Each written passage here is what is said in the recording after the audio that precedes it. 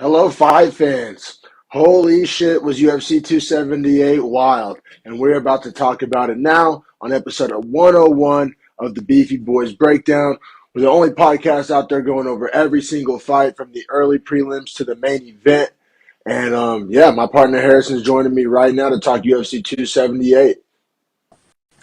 What's up? What is up, my friend? UFC 278, brother, took place Saturday night.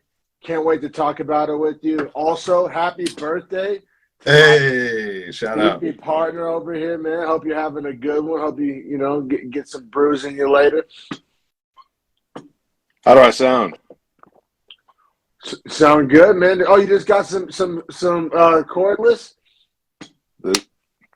Let's see. Yeah, the new AirPod Pros. I sound all right? Yeah, man. Sound better than I sound, I'm sure. But all right, let's go. Hell yeah, man. No, that sounds dope, bro. Hell yeah. And watch, you're gonna love the freedom. Like being able to move. Yeah, I already like it. I already like it. Nice. Hell yeah. A little birthday present? That's a bottom good? Yeah. Got them last night in preparation for the podcast. Well, they were given to me, I should say, but yeah. Hell yeah, man. Also, man, episode should balance our audio too, because now we're on the same thing. Yeah, I know. I think so. I think that should be dope. Hell yeah, man. Well, hope everybody out there enjoys the new audio quality upgrade. And it's episode 101 of the Beefy Boys Breakdown. We're talking UFC 278. My man's pounding Ronas over here, and you love to see it. We're through the pandemic. Sell Ronas again. Everybody's like, I think I'll take a Modelo. Yeah, right. Like, I literally just call them fighting spirits now, just to troll people. Like last night, people were over watching the main event. And I was like, grab me a fighting spirit out of the fridge. They're like, what beer is that? I was like, oh, Modelo, brewed with fighting spirit. Oh, wow, that's gonna be Dana's next venture. Fighting spirit beers. Lager. But yeah, we do have a sick card for episode 101. UFC 278. Yeah, man. You know what? The early prelims were pretty dope. Not gonna lie, wasn't the biggest fan of the regular prelims. And the main card up until the co-main, I was about ready to fucking jump out the goddamn window. And then the first three fights on the main card, they can suck it for charging me $75 to watch that shit. Until the last two fights, it wasn't worth the money. Like, I'll just be straight honest. But I mean, never find that's a good thing to say, though, right? Yeah. I said that earlier today, and then I said to myself, it's kind of the best way to have it is your main and co-main save your fight card. Yeah, the old boxing model, right? But that's why I like the UFC cards are usually so deep, and they were deep because I mean we're starting the early prelims off jerking the curtain with Victor Altamirano minus 165 favorite versus Daniel Da Silva plus 140, fighting the flyweight division, and like I said, these early prelims were pretty gassed, to be honest. Like this fight set the pace, and then the other three held it pretty damn well, I'd say. Oh, yeah, no doubt. This fight, man, only lasted one round. So much happened in this round. Like, each man was, like, winning the fight by, like, a wide margin, all in a matter of 5 minutes. It was wild. Like, if you'd asked me the first minute who was going to win, I would not have picked the correct winner. You know what I'm saying? If you asked me the second minute, maybe I do. And if you asked me the third minute, we're pretty much there. Yeah, no, exactly. So much happened in such a short amount of time. Because the start of the round, Altamirano gets dropped by Da Silva, like pretty much like started the round. Like you said, that first minute, we thought we all knew how this one was going to go. And I had picked Altamirano to win this one. I didn't put any money on this one, but I also got my ass handed to me at the sportsbook this week. Shout out. just barely on one of the 4 fights. Yeah, man. And oh, no, never mind. That was 2 out of 4. I forgot. Man, I was to the point we have draws on this card, and I was happy for the draws. I'm like, oh, yeah, didn't take an L. Didn't take an L. It's a push, boys. It's a push. But yeah, Altamirano gets dropped, started the round, and then – like you said, probably, 90 seconds after he gets dropped, comes back and dropped Da Silva, which when I was watching it live, I thought it was a punch to the body. It was a knee to the body, just super sick knee, like deep, too. Like, he hit it from close range with a lot of power. You could see it, like, dig into Da Silva's body. It was rough. That was one that would drop any guy. It doesn't even really matter his size, I don't think. It was slick. It was quick. I said, watch it live. I couldn't even really fully pick up on that it was a knee. I had to watch the replay. But yeah, man. And then, and then he gets on top because he drops it, with the strike to the body, gets on top, elbows from hell. Like, honestly, Yeah. I thought it could have been stopped in the elbow sequence. Oh, no, there were definitely some elbows, for sure. And I was surprised that Seljestad let it go that long. Yeah, even my wife was like, "Who the fuck is this ref?" Like, I was like, "Yeah, this is going to be something to keep an eye on tonight." Honestly, though, they did a damn good job. Just guys we didn't recognize. Yeah, very true. I mean, yeah, they were not in the way of the fight, which was very important to a fight, obviously, right? Like, if you're going to be the other guy that's in the cage, like, don't be in the way. Like, I kind of fuck with the Utah Athletic Commission compared to Texas or New York or some of these other fucking states. The Tomlinson guy was good. I liked him. Which he's an extra up. But, I mean, back to this fight, we are at pretty much the finish where, I mean, just huge ground and pound shots finally forced the ref to stop the fight. And De Silva was, like, broken on the ground, man. Like, he took too many shots. You can tell when the ground and pound's too much. And we just talked about how they did such a good job and all that. This went on a little long. Probably could have been stopped, but also, early stoppages are worse than late stoppages most of the time. True, and I think this is a case of that, right? Like, I don't think any life-altering shit happened, but could have been maybe a half a beat quicker. You know what I'm saying? But he just left 1 extra ounce of himself in the cage that night. Definitely that. But yeah, Victor Altamirano starts the night with a round 1 TKO. Did this get a bonus? I got the bonuses right with the here. bonus. I mean, I think I obviously know 1, and probably 2. I'm pretty confident I know the fight of the night and one of the performances without even looking. Okay, here we go. So, yeah, this actually did get a performance of the night. That is correct. That's big for Altamirano, man. That's real big. Oh, there were only 2. Or, I'm sorry, 2 in a fight of the night. Okay, that makes sense. I assumed. I think we all know what the fight of the night was. Yeah, but right. So this is our only other bonus besides the co-main main. Yeah. Which I don't want to give away anything about any of those. But for those that don't know, you'd be living in a cave not to know. I was about to say, for those few individuals out there living under a rock watching our podcast, that would set the world on fire. But yeah, man, round 1 TKO, 50 grand. Like I said, I think this is the last time we see Altamirano in the early prelims. I mean, hopefully, right? Like, hopefully this does something for his career, because, I mean, he showed he's durable. He can take it. He can give it. Exciting, gets a bonus on a pay-per-view. 125 has a lot of fun younger guys that are coming up currently. I like the men's 125 and where it's at from the back end forward. They're building it up nice. Especially as you said, young fighters. So the older guys struggle to make the weight class. So I think that is it would be important, I guess, yeah.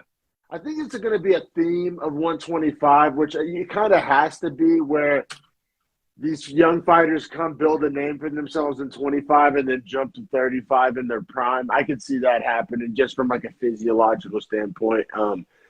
But Me too. But they're also getting a bunch of these like tiny South American guys and the Mexican guys that they have the frame. I feel like as the sport globalizes in like a big marketplace, like you can make money doing it, and more guys go from even wrestling or, kickboxing, sports where boxing, where there are these lower weight guys that have always existed. But what happens when they learn to kick, and they do develop, a grappling game like we're starting to see it. Well, Mexico, for example, I mean, Mexican MMA exactly right. off and Altamirano is Mexican. Yeah, they've been producing boxers for years, but exactly, teach them a kick and a takedown, and you got some dogs. Exactly right. But speaking of dogs, I say we keep it pushing to Ulrichi Lang versus Jay Perrin. Yeah. Ori Lang is, I believe, how you say his name. Yeah, your guess is as good as mine, brother. I'll let you take that one. But, I mean, it is some bantamweight heat. We love our bantamweights. He's minus 135 to match the weight class. Jay Perrin's plus 115. Who'd you like in this fight on paper before it took place? Man, so this line had a lot of movement, actually. I believe not even early in the week. I was at the sports book on Friday, so much late money came in on Perrin, moved the line. Because I think when I was at the sports book, it was like minus 160. I mean, that's still pretty close, but it was more. And then, so I picked Perrin when I was making my betting picks this week. I didn't put money on this one, but I did pick Perrin just because of value. Like on paper, I thought it was essentially like a coin toss. And I like the dog value on Perrin, but a lot of people felt the exact same way. This line moved a lot in the last 24 hours. I mean, honestly, makes a lot of sense when the way the fight takes place. I didn't know what to think about this fight, so when I saw the odds coming in, I thought it's going to be a good fight. Like, and I kind of thought it was, but I honestly kind of liked Richie-Lang's knockout power, or what I thought he would possess his knockout power. Don't think I gave enough credit to Perrin's chin because we do have a decision here. So I think round by round we got to go. It's wild that this goes to decision, though. Like, okay, Perrin, I'm glad you say that. I'm glad you say that. Took a pounding. So, I mean, the whole first round, 4 minutes of the first round, Richie-Lang is just sharper on the feet, connecting with bombs. I don't know how Perrin's surviving and even fighting at this point.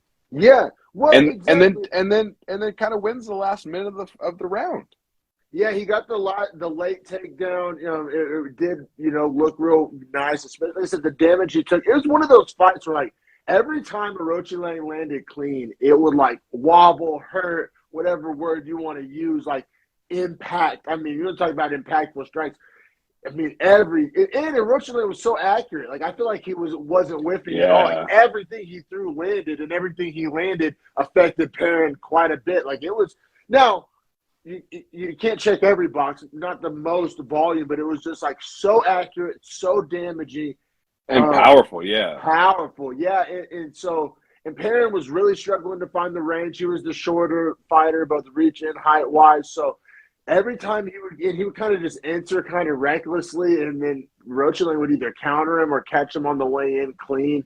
Yeah, I thought like I said, the late takedown, it was good. It let you know that he was still there, but nowhere close to stealing the round back. Definitely. No, 10, you're right, but maybe definitely saved it from a 10-8.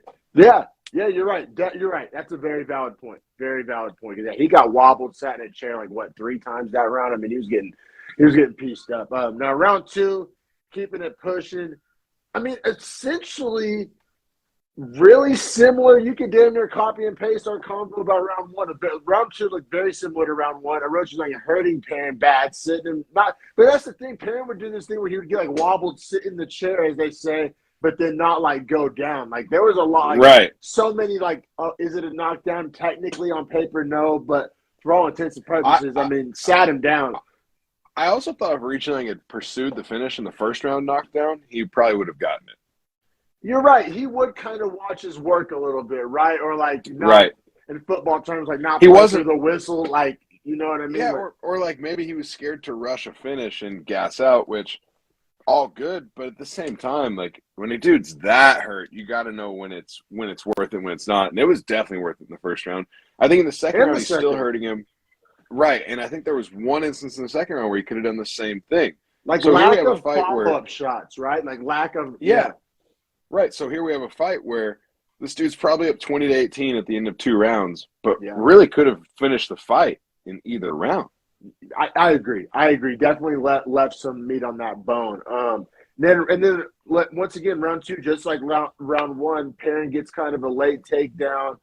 Didn't really do any damage with it, and Richie-Lang was able to get to his feet. So, I mean, Perrin, he got a couple of takedowns. He has a hell of a chin, but really wasn't able to get any offense off towards Richie-Lang. I mean, until the third round. The third round looks very different. Yeah, exactly right. Perrin found that little bit of success into the first, a little bit at the start of the second. Third round, pretty much the whole round he finds success. Just decides to go for it, throw caution to the wind. He's still eating some shots here and there. But for the most part, he's starting to lead the dance, starting to be the aggressor as Richie-Lang moving backwards, which is definitely to Richie-Lang's disadvantage. And I think if we're putting out a blueprint for how to fight him, you just have to move at him because he's not the best counter striker and he likes to move forward. So when Perrin started moving forward like that, I think cardio. You mentioned gassing earlier, worried to gas. That's why he didn't go for the finish. I mean, Richie-Lang was. I wouldn't say gas because we see gas later in this card. I think a couple of times. Oh my god. But, so I mean, definitely cardio was – I mean, Perrin had the better cardio. I mean, I think that's fair to say. It was obvious in the third round. Sure. And so I think, we were building a game plan to beat a Richie-Lang. It's definitely like cardio pace, get him moving backwards, like wait until the third round, get him tired. Because, but that's what happened here. And, I mean, I think it's definitely fair to get Perrin 10-9 round 3. But it was one of those kind of anticlimactic things that happens in 10-9 must systems where, Perrin ends the fight looking so good. If it was a 5-rounder, probably goes on to win. But Hiroshi had already banked the first 2 rounds, kind of inconsequential. That's how all 3 judges saw it. That was the only way to see it, really. I mean, yeah, he almost had him finished at the end of the third. Like, he had Arichi Lang. So, like, if that fight goes 30 more seconds, he might be able to finish him because he just had him eating shots standing against the cage, like literally eating them. That's what I'm saying. That's where it's like it gets real weird, right? And like guys like dicey. But then at the same time, that's why Arichi Lang could have finished the fight 2 times before that. Like, it was a very mysterious fight to get to a decision. For sure, yeah. No, great point, man. And I mean, originally, bantamweight division, he's dangerous. But I think it's going to be tough for him. Bantamweight's like the cardio division. Every single bantamweight has cardio. So it's and a lot of them have power and good striking defense, which kind of mitigate and nullify his strengths. That's what I'm saying. I mean, he's good. He's very dangerous. Tough night out for a lot of these guys. Now, and also there's a lot of better bantamweights to fight than Jay Perrin. And Jay Perrin gave him trouble. Yeah. You know what I'm saying? Right. So I think that's a super important takeaway too. Like, the amount of trouble Perrin gave him, especially in a 3-rounder. Imagine any dude that's slightly sharper with a skill set and doesn't have short ass arms. Yeah. And has that same cardio, because a lot of those guys do. Yeah, exactly. There's some tough matchups for Hiroshi Lang. I'm going to keep that in mind from a betting perspective. Yanez would destroy Hiroshi Lang. That's what I'm saying. I think Hiroshi Lang, there's money to be made on future bets there. Maybe not betting on him. But I mean, that being said, or there could be some under bets to cash in the future. But I'm just saying, I think we're just banking some knowledge on Hiroshi Lang, and we'll keep an eye out for his next fight. Now, this next fight, keeping it pushing, I thought it was a little salty to be on the early prelims for both guys. I said the same thing. This card placement was awful. As a guy who watches the early prelims, I was pretty stoked. Like I said, I enjoyed these early prelims. I thought they had some good quality fighters, some good fights, obviously some exciting finishes. But yeah, we got number 11 ranked, Amir Albazi, minus 475, fighting Francisco Figueiredo of the Fighting Figueiredos. Younger brother of Davison, I believe. I do believe that's correct. Plus 380 dog. Dog. Man, I got to be real. I liked Albazi in this one, but I didn't like him enough. Not for the number. Yeah, the number was crazy for me. I honestly kind of like because, I mean, Figueiredo can sub you pretty much at any given minute. Could definitely win this fight. There's path to victory there, especially, a jiu-jitsu guy fighting a wrestler, probably going to end up on the ground. Shit can happen there. So it's like, I honestly, from a betting perspective, I picked Albazi, didn't bet this fight. But if you took the Figueiredo plus 380, I'm not going to call you a dumbass. I don't hate it. I also think this Figueiredo has a tendency to quit when he or hunt submissions and be happy to stay on his back, which against a wrestler you don't necessarily want to be happy on your back because that's where the wrestler is going to be at his best strength. Yeah, no, for sure. I think that has to play into the money line here. I mean, it has to, but at the same time, this fight's really not even close. It's not close. There was one moment where Figueiredo was like semi-close on a heel hook, though, and I was like, "Oh, it's gonna fucking happen!" It's gonna like, some guy's a genius. But like exactly, like I mean, it didn't happen, and then the rest of it was just all Albazi, pretty much doing whatever he wanted. Honestly, his escape from the leg lock was so nice because it allowed him to like slide out to the side, and then dude, the way he threw a hook in was so nice. He put, he had his leg and was digging the knee. Yeah, well, then the other hook, instead of just popping it in, he put his knee over and forced Figueiredo to fall to his back by using his knee as like a pivot point and folded him over it and then folded the leg over. It was a really smooth transition. It was so nice. It was so nice. I was like, wow. Especially whenever, like, I don't know, the narrative going in that, Albazi, that Figueiredo's jiu-jitsu was so much better than Albazi's. And then, for Albazi to just take the back in, like, the slickest way, I thought it really and then the choke was nice, too. Yeah. Didn't really fight that long for it.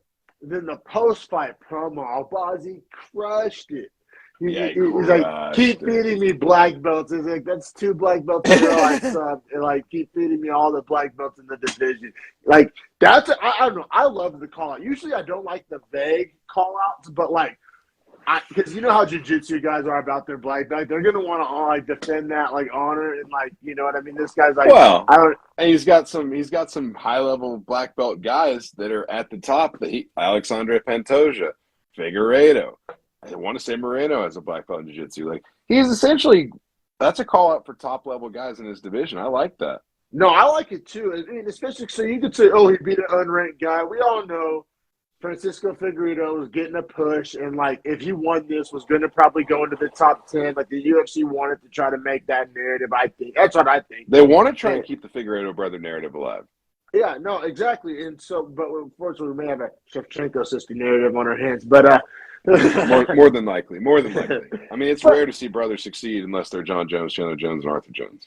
But I'm just saying, like, I don't know. How did you view this win for Albazi? Like, do you think there's like, oh, he beat an unranked guy who on the early prelims, who cares? No, because I value Francisco Figueiredo for being a dangerous opponent and having a legitimate skill set that can threaten Albazi in a specific way.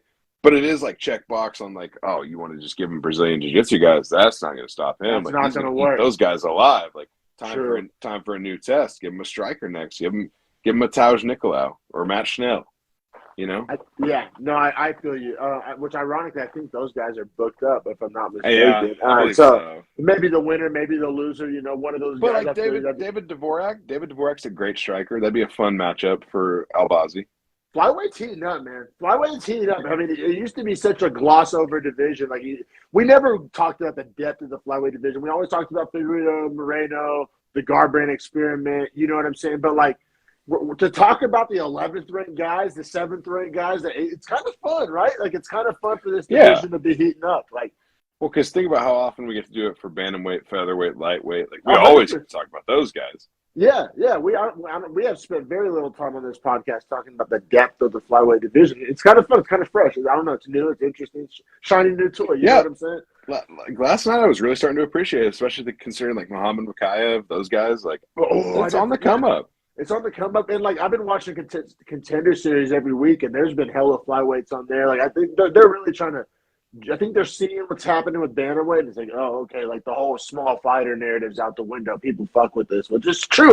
That was such an antiquated take. If anything, it's the other way around. Like I see a heavyweight fight, I kind of start to roll my eyes. Like I kind of know what I'm in for. You know what I mean? Like that's the 20.